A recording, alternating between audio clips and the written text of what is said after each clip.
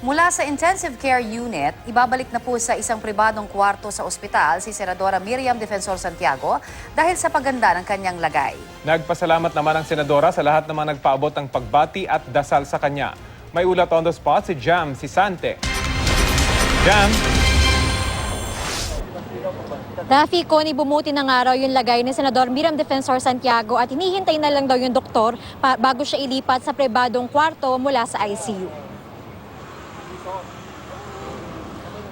Ayon sa pahayag mula sa opisina ng Senadora, nakatakda ng ilipat si Santiago sa isang private room mula sa ICU ngayong araw. Nagpapasalamat daw si Santiago sa kanyang mga taga-suporta para sa kanilang well wishes and concern. Isinugod sa ospital si Santiago noong Lunes dahil sa mga komplikasyon dulot ng kanyang nilalaban ng sakit. Sa kabila ng iniindang karamdaman, nanatili naman ang trademark sense of humor ng Senadora ayon sa kanyang asawang si June Santiago.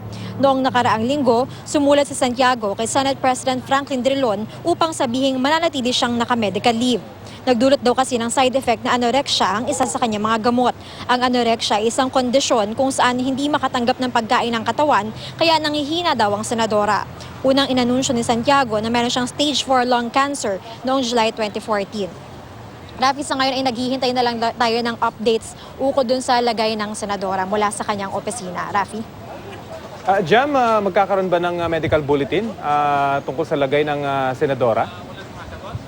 Rafi, yung mismong Makati Medical Center hindi naglalabas ng updates tungkol dun sa lagay ni Senador Miriam Defensor Santiago, pero nangako naman yung kanyang opisina na maglalabas sila ng updates tungkol dun sa lagay ng kanyang kalusugan. Rafi. At ngayon, Jam, na nasa private room na siya, ina-expect ba na pwede nang dumalaw yung kanyang mga taga-suporta? Rafi, sa ngayon hinihintay pa rin yung doktor bago siya ilipat doon sa private room. Sa ngayon hindi pa talaga siya nalilipat, pero hihintayin natin yung abiso mula doon sa kanyang opisina kung pwede na bang magpadala ng mga flowers o gifts o pwedeng tumanggap ng mga bisita kasi nasa ICU nga siya ay pinagbawal muna yon, Rafi. At pero tama ba, Jam, na bago pa nito maisugod siya sa ospital, talagang nag-leave na siya, hindi ba? So hindi na siya babalik sa Senado, Jam?